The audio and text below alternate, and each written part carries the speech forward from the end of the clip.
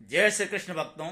आज मैं आपके समक्ष महर्षि अष्टावक्र प्रणीत अष्टावक्र गीता को प्रस्तुत करने जा रहा हूं, जिसमें 21 प्रकरण हैं। राजा जनक और महर्षि अष्टावक्र के बीच में जो ज्ञान का संवाद हुआ है बहुत ही महत्वपूर्ण है, और जो अद्वैतवादी हैं, जो वेदांती हैं, उन वेदांतियों के लिए उपयुक्त ग्रंथ है यह।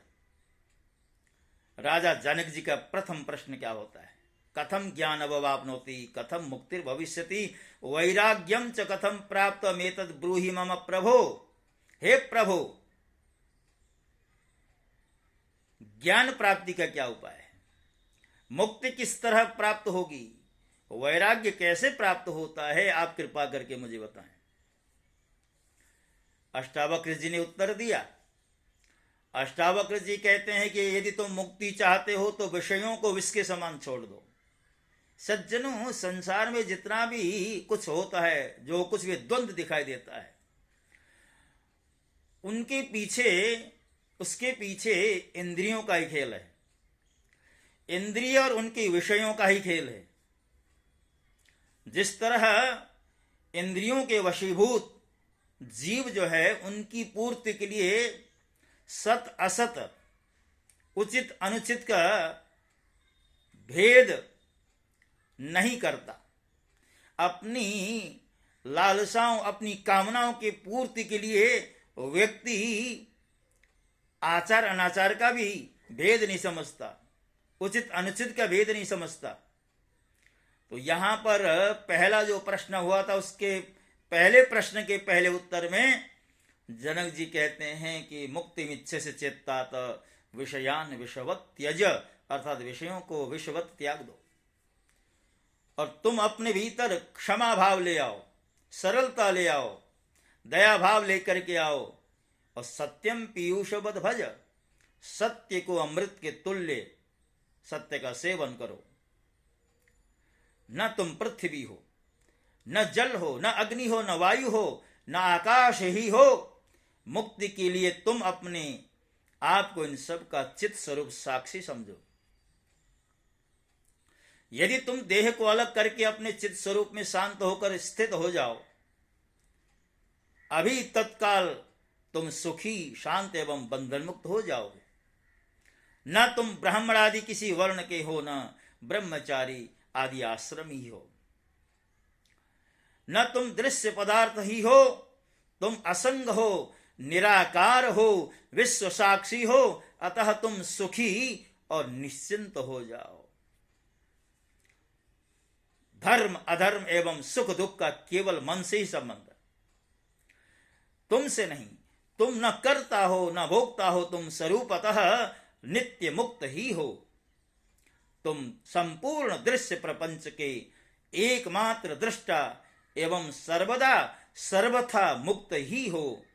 तुम्हारा बंधन यही है कि तुम दृष्टा को अपने से पृथक समझते हो। दृष्टा अपने आप से पृथक कभी नहीं हो सकता। ऐसा होते ही वह दृश्य बन जाएगा। मैं करता हूं, इस मिथ्याभिमान रूप महान अजगर ने तुमको डस लिया है। मैं करता नहीं हूं, इस विश्वास रूपी अमृत का पान करके तुम सुखी हो जाओ। मैं अद्वितीय एवं विशुद्ध बोध स्वरूप हूं। इस श्रेष्ठ निश्चय की आग से अज्ञान का घोर जंगल जलाकर तुम शोक रहित एवं सुखी हो जाओ। जिस अधिष्ठान आत्मा में यह संपूर्ण विश्व रज्जु के में सर्प के समान कल्पित होकर दिख रहा है, वह आनंद परमानंद बोध स्वरूप तुम ही हो, अतः सुखी हो जाओ। जिसे मैं मुक्त हूं ऐसा अभिमान है, वह मुक्त है, और जिसमें मैं बद्ध हूं ऐसा अभिमान है, वह बद्ध है। यह लोकोक्ति सत्य है कि जैसी मति वैसी गति। आत्मा तो साक्षी, विभु, पूर्ण, अद्वितीय, मुक्त, चेतन, निष्क्रिय, असंग, निष्प्रिय एवं शांत है, वह भ्रम से ही संसारी मालूम पड़ता है। मैं चिदाभास करता भोक्ता जीव हूं। इस भ्रम को तथा बाह्य और भीतर के द्वंद्व भाव को छोड़कर तुम अपने आप को अद्वितीय बोध स्वरूप एवं कूटस्थ अनुभव करो। वत्स, तुम चिरकाल से देहाभिमान के फंदे में फंस रहे हो। मैं बोध स्वरूप हूं।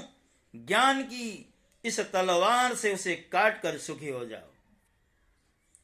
तुम असंग, अक्रिय, स्वयं प्रकाश एवं मल रहित अत्यंत शुद्ध हो। तुम्हारा बंधन तो यही है कि तुम समाधि का अनुष्ठान करते हो। स्वस्वरूप स्वतः सिद्ध है, साध्य नहीं। यह संपूर्ण दृश्य प्रपंच तुमसे भरपूर है और वस्तुतः तुम में ही ओतप्रोत है। तुम शुद्ध बुद्ध स्वरूप हो। तुम क्षुद्र चित्त वाले मत बनो। तुम किसी से अपेक्षा मत रखो। विकृत मत हो जाओ। चिंता मत करो और भार रहित हो जाओ। अंतःकरण को शीतल रखो।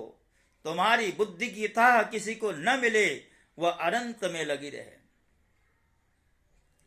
किसी कारण से क्षुब्ध मत हो जाओ।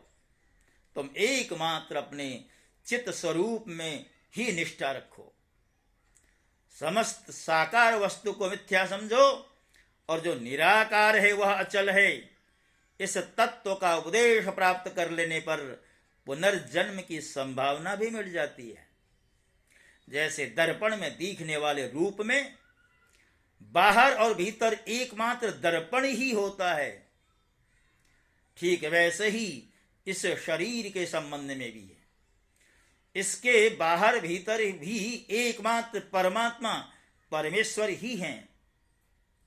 जैसे एक सर्वगत आकाश घड़े के भीतर और बाहर स्थित है, वैसे ही देश, काल और वस्तु के परिच्छेद से रहित सजातीय विजातीय स्वगत भेद शून्य नित्य निरंतर ब्रह्म ही समस्त दृश्य पदार्थों के बाहर और भीतर स्थित है।